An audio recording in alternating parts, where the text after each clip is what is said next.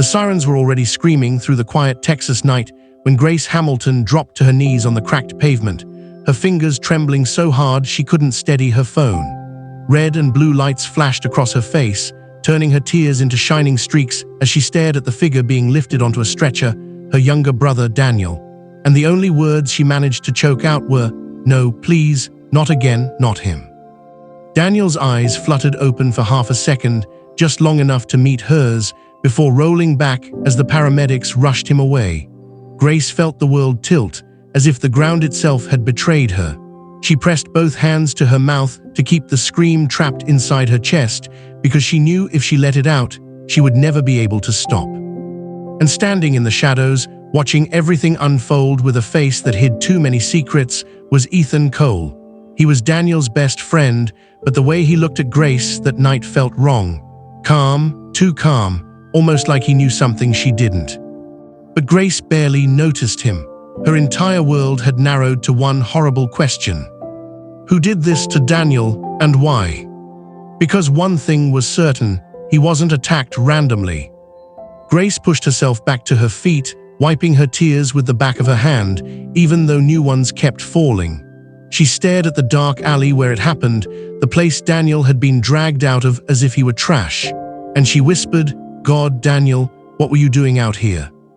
That question haunted her as she followed the ambulance, as she waited outside the emergency room, and as nurses rushed in and out with expressions they tried to hide behind professionalism.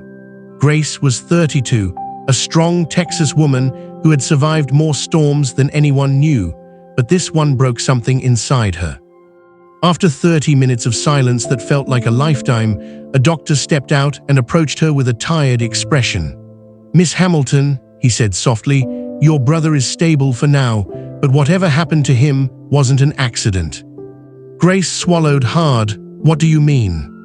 "He suffered blunt force trauma, and it looks like he was running from someone before he collapsed." The doctor hesitated. He kept repeating one name before he lost consciousness. Grace leaned in. "Whose name?" The doctor sighed. He said, "Marcus is back." Grace felt her heart drop straight into her stomach. Marcus, a name she hoped never to hear again, a man she prayed had disappeared forever. Because Marcus was the reason she left Los Angeles years ago. The reason Daniel had nightmares for months. The reason their family almost broke apart. And if Daniel was saying he was back, then Texas was no longer safe. Grace backed into the wall, the hallway spinning slightly. She suddenly remembered Ethan standing across the street earlier, watching her brother being loaded into the ambulance with eyes that were too cold, too knowing. Ethan had once been good to them, almost like another brother, but lately something about him felt wrong.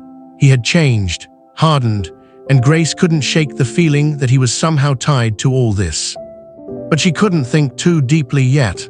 All she wanted was to see Daniel. When she walked into the hospital room, her heart shattered again. Daniel looked small in the bed, hooked to machines, bruising already spreading across his jaw and collarbone. His chest rose and fell unevenly, like each breath was a battle. Grace pulled a chair close and grabbed his hand. "Baby brother, what did you get yourself into now?" she whispered. Daniel's fingers twitched weakly, his lips parted, and for a moment she thought he was waking up. But instead, he whispered something so faint she had to lean close to his mouth. "Grace, don't trust anyone." Tears filled her eyes. "Daniel, who did this to you?" His voice cracked. "He's back, Marcus wants." His body tensed, and the monitors beeped wildly. "Run, Grace, please run before he." The nurse rushed in and gently pushed Grace aside. "Ma'am, please step back." Grace watched helplessly as they stabilized him. When the room finally calmed, Grace felt a presence behind her. She turned and found Ethan standing in the doorway, hands in his pockets, expression unreadable. "I heard what happened," Ethan said quietly. "If you need anything, I'm here." Grace swallowed. "Where were you tonight, Ethan?" "In town," he answered too quickly, "just handling something." Grace stared at him. She couldn't prove it, but she knew he was lying. Hey my people, if you're feeling this story so far, make sure you hit that like button. This one is deep, and we're just getting started. Drop a comment and tell me where you're watching from, fam, Texas, LA, somewhere else. Don't forget to subscribe to join this storytelling family. Now let's get back to Grace, because her nightmare is only beginning. As Grace stepped out of Daniel's room, she felt someone watching her. The hairs on her arms lifted. She turned, and the hallway was empty. But there was a smell in the air. Cologne. A strong, familiar one. A cologne she hadn't smelled in 7 years. Her heart stopped. Marcus. Grace steadied herself, forcing her breath to slow. Marcus had been a charming man once, handsome, popular, smiling easily.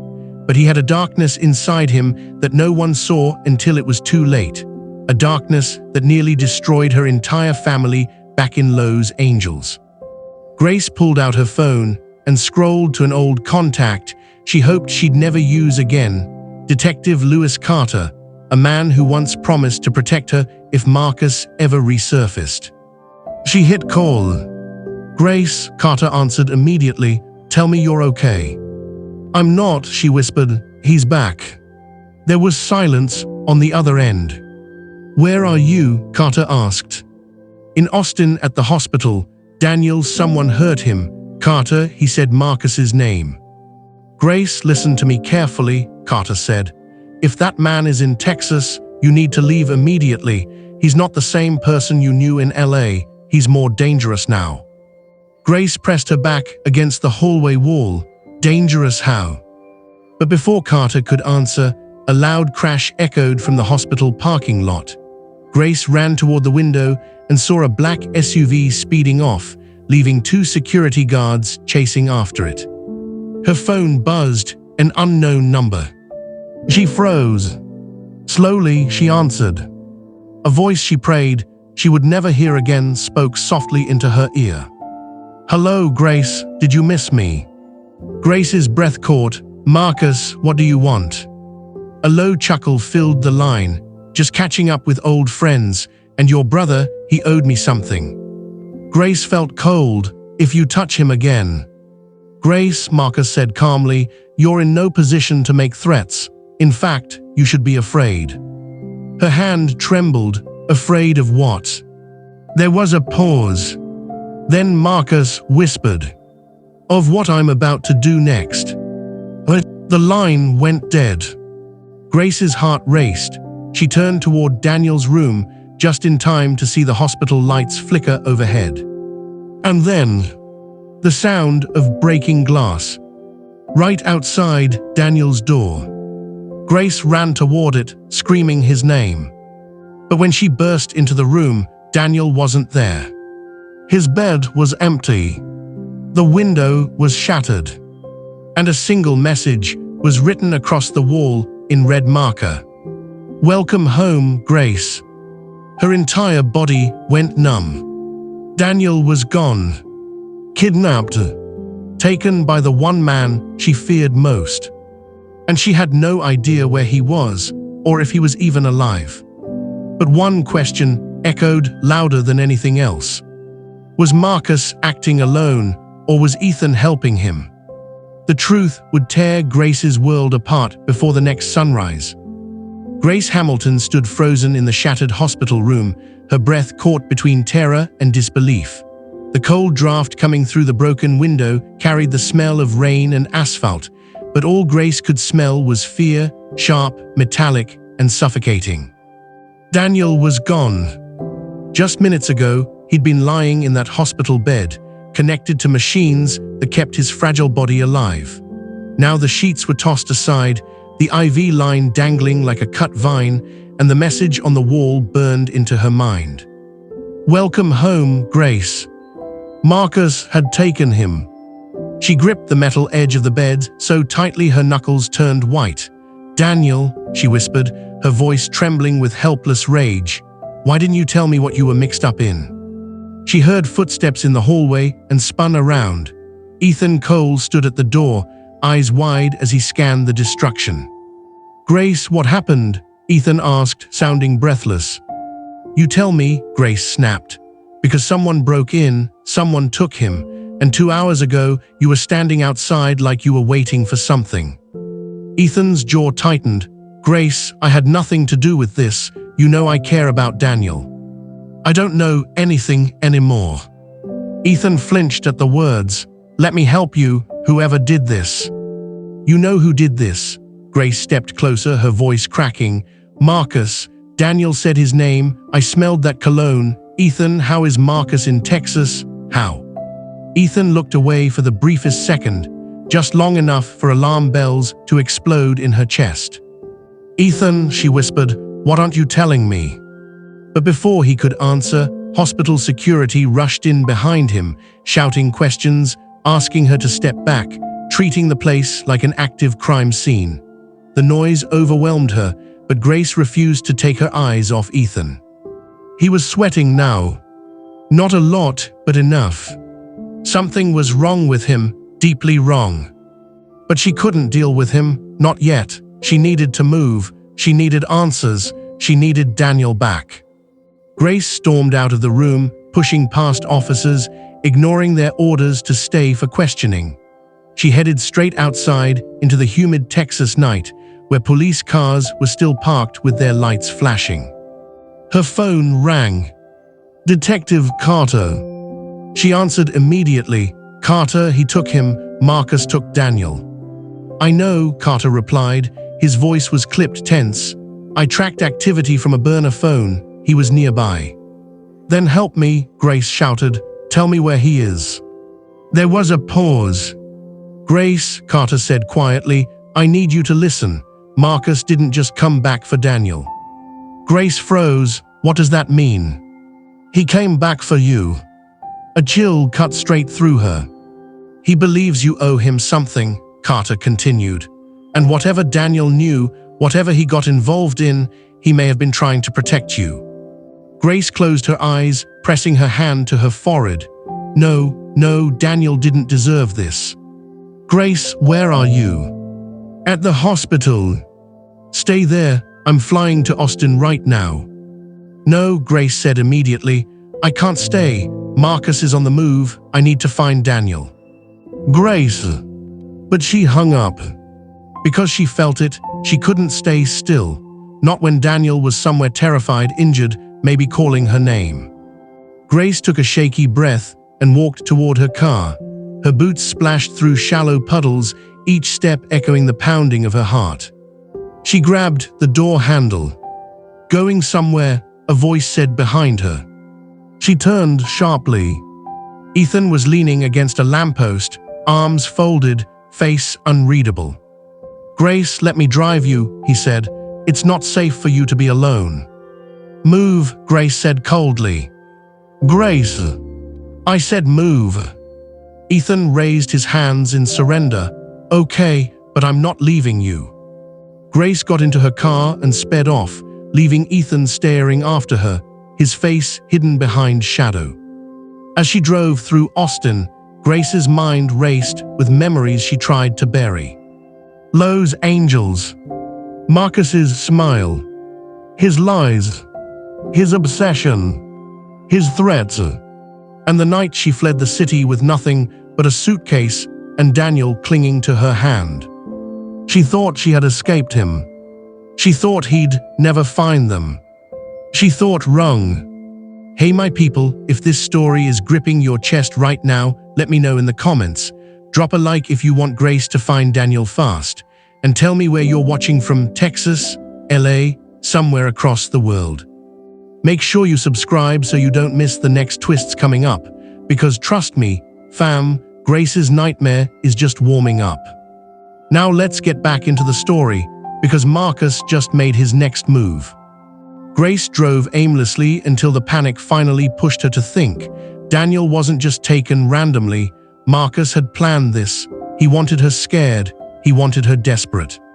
And desperate people make mistakes. Grace pulled over near an old diner and rested her head against the steering wheel. The rain began to fall again, tapping lightly on the roof. She tried to focus, to think of any clue Daniel had given her. Don't trust anyone. Run before he what? Grace grabbed her phone and opened Daniel's messages. She scrolled through weeks of conversations, jokes, grocery reminders, silly memes, until she found one from 3 days ago. A single message. A location pin. No explanation. Just coordinates near an abandoned motel outside of Austin. Her pulse quickened. "Daniel, what were you doing there?" She copied the location and started the engine. As she drove toward the outskirts of the city, the buildings grew more scattered, the roads darker, the sky heavier with rain. The motel came into view, rusted sign, broken windows, the kind of place people avoided even during the day. Grace parked and stepped out into the storm. Water soaked her hair, her clothes, but she didn't care. She moved slowly, checking each shadow, listening to every sound. "Daniel," she called softly. A faint noise answered. Grace's heart jumped. It came from behind the building. She followed the sound, stepping over debris until she reached the back door. It was slightly open, creaking with the wind. She pushed it gently. Inside, the air smelled like mold and dust. The hallway lights flickered. Grace heard the noise again, a quiet thump, like someone shifting their weight. She reached for the nearest door and slowly opened it. "Daniel." The room was empty. She exhaled shakily and turned to leave. A shadow moved behind her. Before she could react, a hand grabbed her shoulder. Grace spun around, raising her fists. But it was Marcus. It was a young woman, early 20s, shaking, with bruises on her arms and fear in her eyes. "Please," the woman whispered, "don't scream. I'm not here to hurt you." Grace stared at her. "Who are you?" "Emily," she said. "Emily Dawson." Grace frowned. "Do I know you?" "No, but I know your brother." Grace's stomach dropped. "Where is he? Is he alive?" Emily hesitated, tears filling her eyes. "Grace, Daniel tried to save me. That's why Marcus went after him." Grace grabbed her shoulders. "Tell me where he is." Emily looked around nervously. "If Marcus finds out I'm talking to you, he'll kill me. He'll kill all of us." "All of who?" Grace demanded. Emily opened her mouth to answer. But the lights in the hallway suddenly went out. Every single one. The motel fell into pitch-black silence. Emily's breath hitched. "Oh my God, he's here." Grace grabbed her wrist. "Emily, listen to me. Where is my brother?" Emily's whisper cracked. "He took Daniel to Los Angeles." Grace staggered backward. "LA, why?" Emily looked toward the darkness behind Grace, eyes widening with horror. "Because that's where it all started." Before Grace could respond, a voice echoed from the hallway. Deep, calm, terrifyingly familiar. "Grace, I told you not to run from me." Marcus was inside the motel. And he wasn't alone. Emily screamed as footsteps thundered closer. Grace grabbed her hand, pulling her toward the back door. But as they turned the corner, Grace froze. Because standing in their path, blocking the exit, was Ethan. And the look in his eyes wasn't confusion. It wasn't fear. It was loyalty. Loyalty to Marcus. Grace's heart stopped. For a moment that felt like the longest second of Grace Hamilton's life, she couldn't breathe. Ethan stood in the darkness of the abandoned motel hallway, blocking the exit like he had always belonged to the shadows. Rainwater dripped from his jacket, and lightning flashed just enough for Grace to see the truth she had feared from the beginning. The man she once trusted, maybe even admired, was standing between her and freedom. Between her and Daniel. "Ethan," Grace whispered, "move." He didn't. Instead, he tilted his head slightly, the smallest hint of regret passing through his eyes. "Grace, you weren't supposed to be here." Emily gripped Grace's arm so tightly that her nails dug into her skin. "He's with Marcus," she hissed under her breath.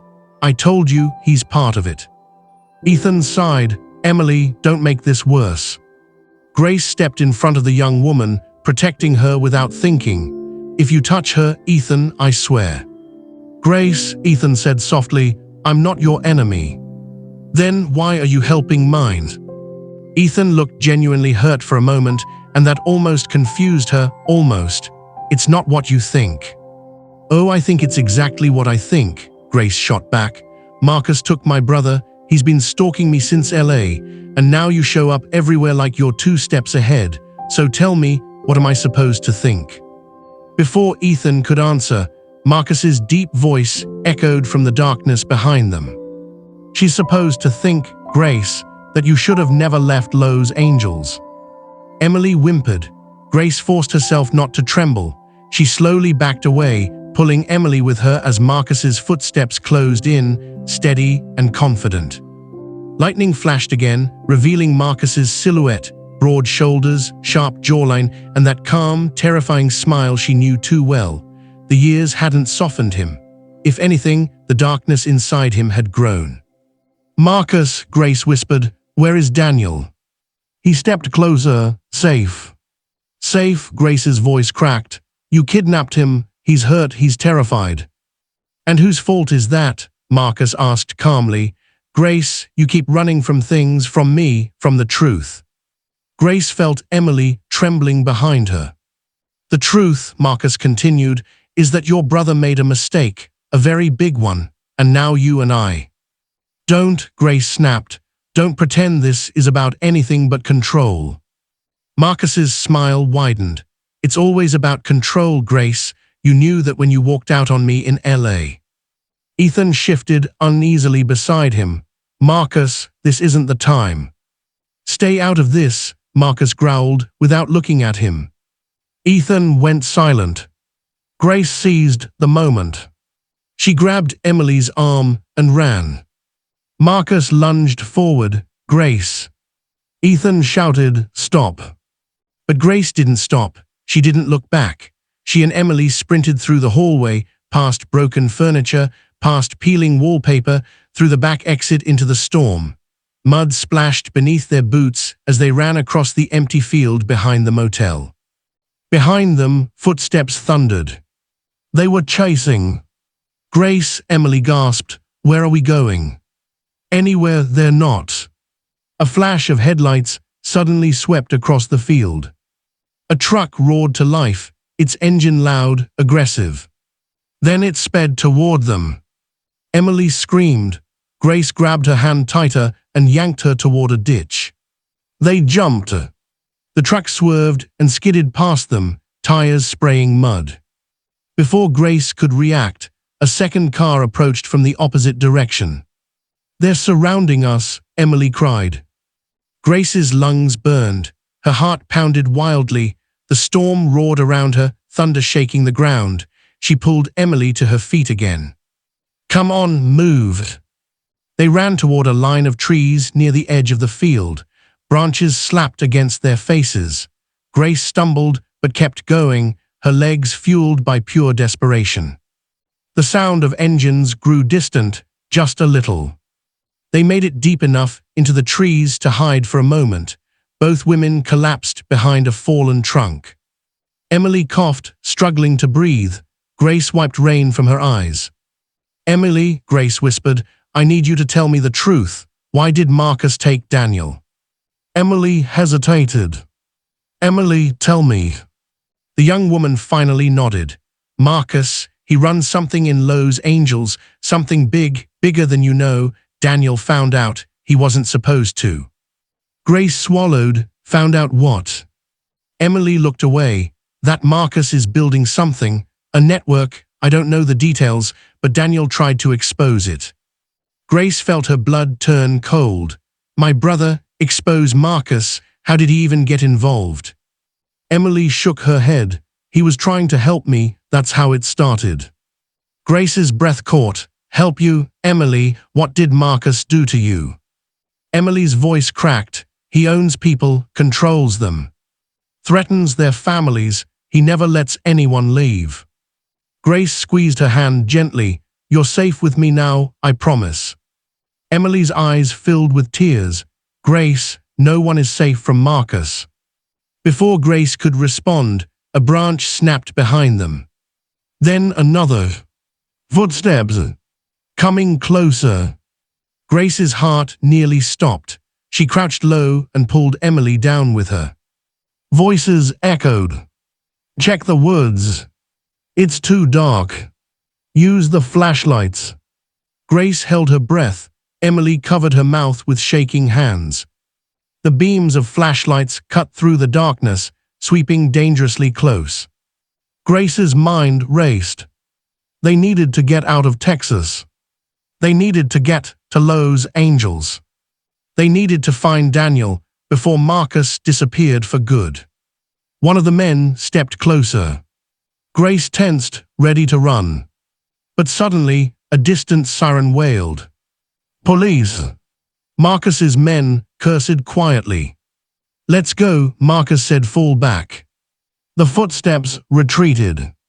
Emily collapsed against Grace, sobbing. Grace held her tightly, even though her own body shook with fear and exhaustion. When the woods finally went silent, Grace stood up, her clothes soaked and caked with mud. We are leaving, she whispered. Where? Emily asked weakly. Grace stared toward the horizon, toward the highway that led west. Los Angeles, she said, we're going back. Emily's eyes widened. Grace, that's exactly where Marcus wants you.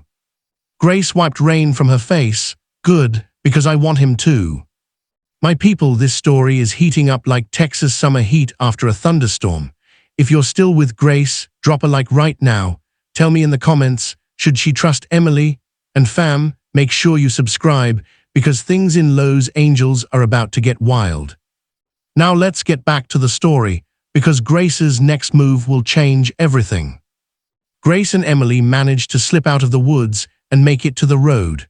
They flagged down a passing pickup truck. The driver, a middle-aged man named Leo, took one look at their soaked clothes and frightened faces and said simply, "Get in." He drove them to a small gas station on the outskirts of town. Inside, Grace found a quiet corner and pulled out her phone. Dozens of missed calls. 3 from Detective Carter. 2 from unknown numbers she didn't recognize. 1 from Ethan. Grace deleted Ethan's message without listening. She called Carter. He answered immediately. Grace, thank God, where are you? I'm alive, she said, her voice rough, and I know where Marcus took Daniel. Where's?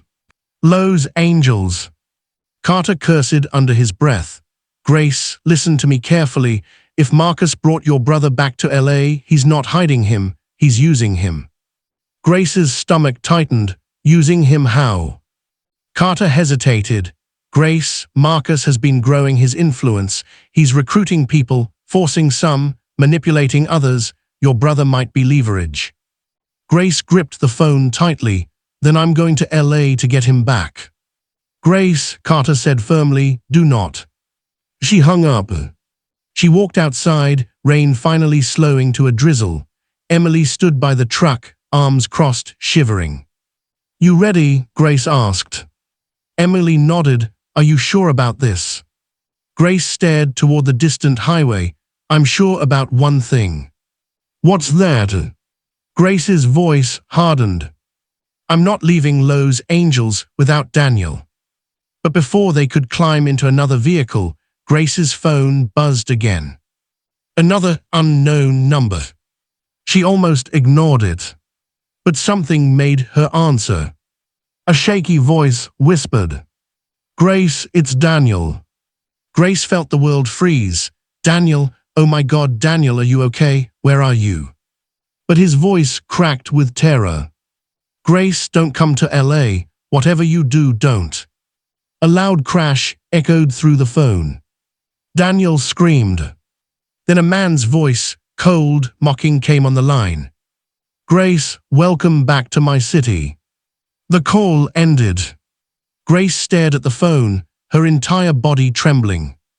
Emily grabbed her arm. What did he say? Grace whispered. He knows we're coming. Her voice broke. And he's waiting for us in Los Angeles.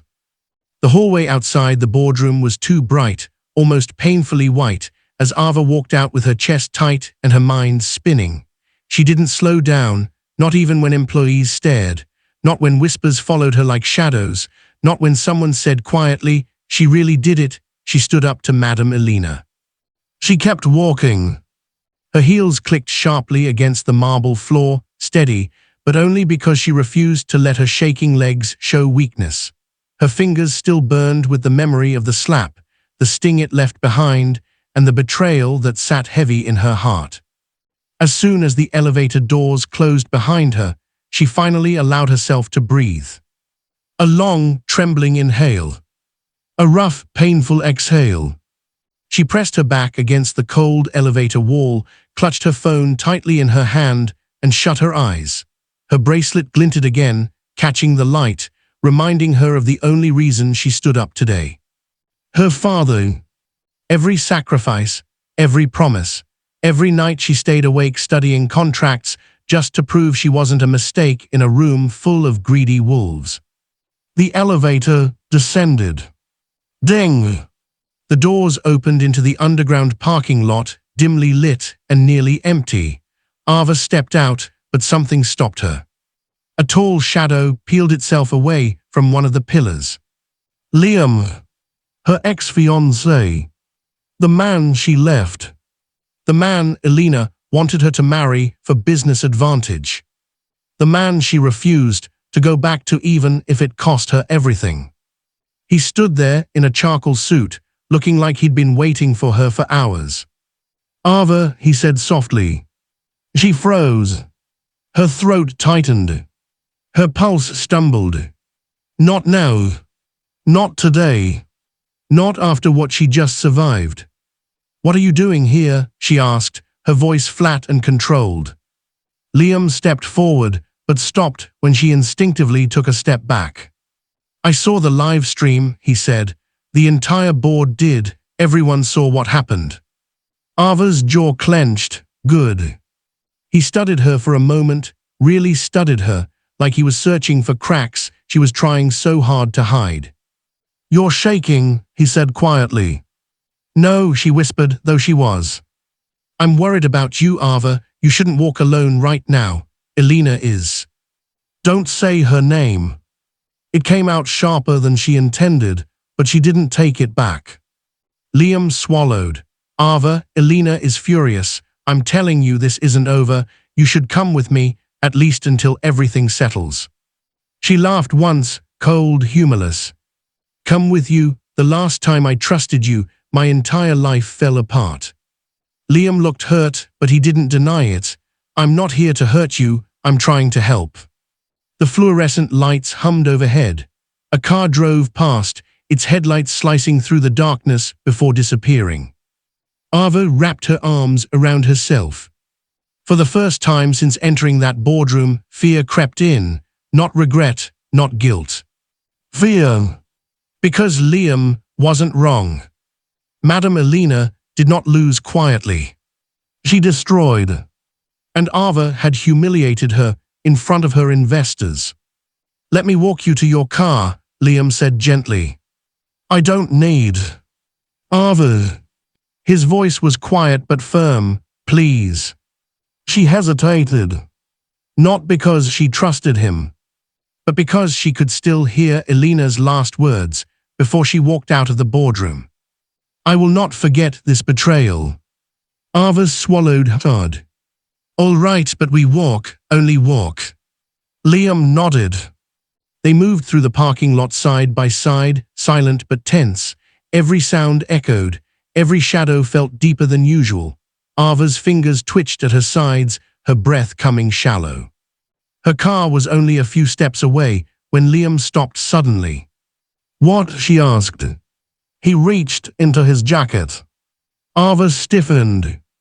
But instead of a weapon or something threatening, he handed her a small black envelope. The seal was broken. I found this on my windshield, he said. It has your name on it. Ava stared at the envelope. Her name was written in elegant cursive. But the handwriting. Her stomach dropped. It was Elena's. She opened it slowly, her fingers trembling despite her best efforts to stay composed. A single line was written inside. Short, cold, final. If you walk away from me, I will make sure there is nowhere left for you to stand. Ava's knees nearly buckled. Liam reached out instinctively, but she pulled away from him. Don't touch me, she whispered. He stepped back, hands raised. But his eyes said everything. Fear, regret, and something far more dangerous. Pity. Ava folded the note with shaking hands and placed it in her bag. It starts now, she whispered to herself. Ava, Liam said softly, almost pleading, let me keep you safe. She looked at him, really looked at him. Her ex. Her almost husband. The man, Elena, wanted her to depend on. But Ava Monroe had made her decision the moment she lifted her hand in that boardroom. No, she said quietly, I'll keep myself safe. Liam exhaled slowly. Ava, be careful. Elena is not someone who loses gracefully. Ava met his eyes with a steady calm that didn't exist in her heart. Neither am I. She unlocked her car, got inside and shut the door. Liam stood there, watching her. Concerned. Conflicted. But powerless. Ava placed her hands on the steering wheel. Her bracelet glinted again, just like it did in the boardroom. Just like a reminder. Just like a promise. She whispered to herself. This is only the beginning. And she drove away into the night. Rain began to fall the moment Ava's car exited the underground parking lot, thin at first, then heavier, smearing the city lights into long streaks across her windshield. She drove in silence, gripping the steering wheel so tightly her knuckles turned white. Elena's message echoed in her mind again and again. I will make sure there is nowhere left for you to stand. Every word felt like a blade at her ribs. Her breath trembled. She forced her eyes back to the road.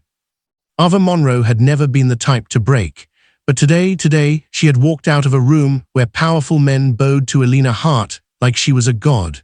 Today she had faced humiliation meant to destroy her.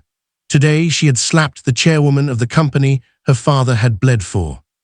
And she didn't regret it. Not for a second. But the consequences were coming. She could feel it in her bones. Her apartment building appeared ahead, tall, quiet, modern, usually a place of comfort. Tonight, it felt like a hiding place she wasn't sure could protect her. She parked, stepped out, and hurried toward the entrance as thunder growled overhead. Drops of rain clung to her skin, cold and sharp, but nothing compared to the chill crawling up her spine. The security guard, Mr. Ben, looked up from his desk as she entered. Evening, Miss Monroe, everything okay? Ava paused. Usually she would smile, make small talk. Tonight she just nodded once. Yes, just tired. Mr. Ben's eyes narrowed slightly. He saw the tension in her shoulders, the tightness in her breath, but he didn't press. He simply nodded back and watched her step into the elevator. The doors closed. Ava leaned back against the wall, exhaling slowly. She was safe here, at least for now. Ding! She stepped out onto her floor, quiet, dimly lit, peaceful. Only one more hallway and she'd be at the sanctuary of her apartment. But the moment she reached her door, she froze.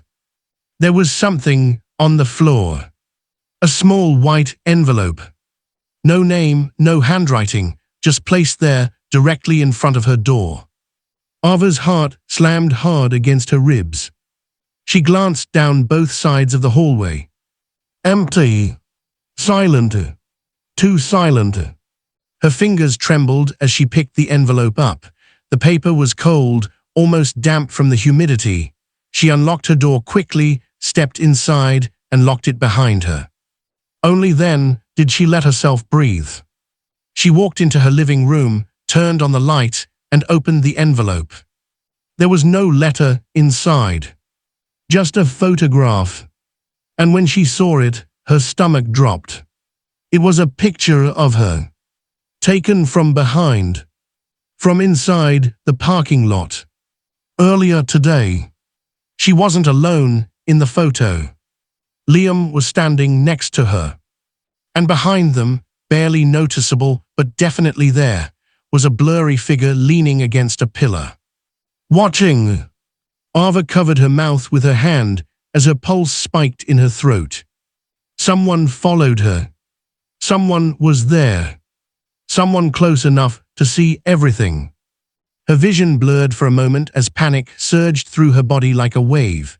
She forced herself to breathe, slow, controlled, just like her father taught her when she was a child, and fear choked her.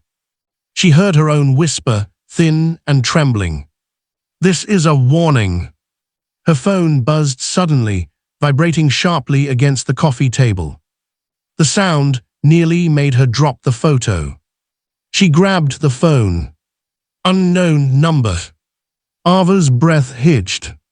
She answered. "Hello." At first, nothing. Just silence. Then, a soft exhale. A woman's exhale. And then, "I told you, Ava, you should have stayed in line." Ava's blood ran cold. "Elena." Her voice was too calm, too composed, too dangerous. "You crossed a line today," Elena continued quietly, "and every line you cross has a price." Ava's hands shook, but she forced her voice into something steady. "You think you can threaten me after everything you did?" Elena chuckled. Not loudly, not mockingly. It was worse. It was confident.